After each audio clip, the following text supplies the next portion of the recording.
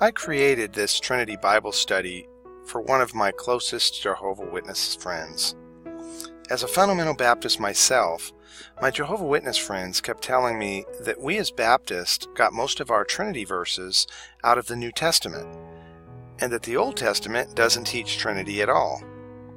So with that in mind, let's find out if the Bible teaches Trinity by comparing both the Old and the New Testament Bible scriptures.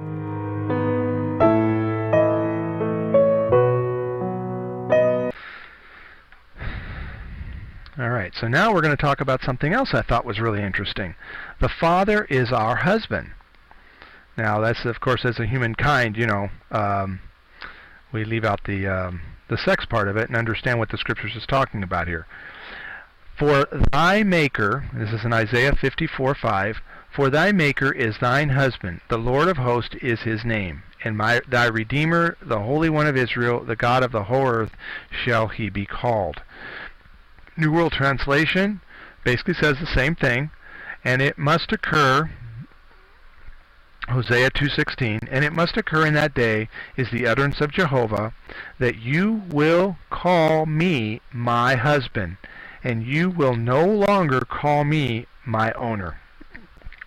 So clearly the Father, is going to be called the husband. And then we have in Revelation 21:2, King James, and I, John, saw the holy city, New Jerusalem, coming down from God out of heaven, prepared as a bride adorned for her husband.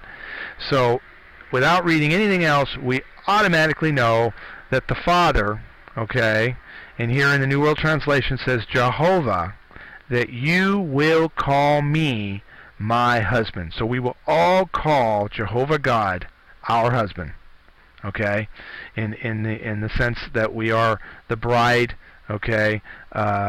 waiting to match us with the Father. Now, we have the Son is going to be our husband. Mark 2:18-20. And the disciples of Jesus and of the Pharisees used to fast, and they came and said unto him, Why do the disciples of John and of the Pharisees fast, but thy disciples fast not? And Jesus said unto them, Can the children of the bride chamber fast while the bridegroom is with them? So who's the bridegroom? Jesus, because the bridegroom is the one that's with the disciples. As long as they have the bridegroom with them, they cannot fast. But the days will come when the bridegroom shall be taken away from them, and then shall they fast in those days. So who is the husband here? Who's the bridegroom? Jesus Christ. And when the bridegroom is, when the husband is taken away, or the bridegroom is taken away, then they can fast.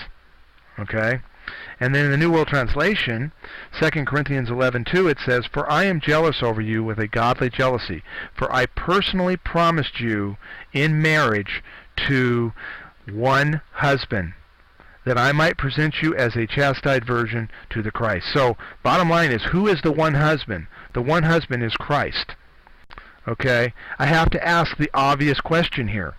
Are we to have two husbands? One being the Father and one being Christ? Or are we to have one husband, and that one husband being Christ, who of course has to be God in this example?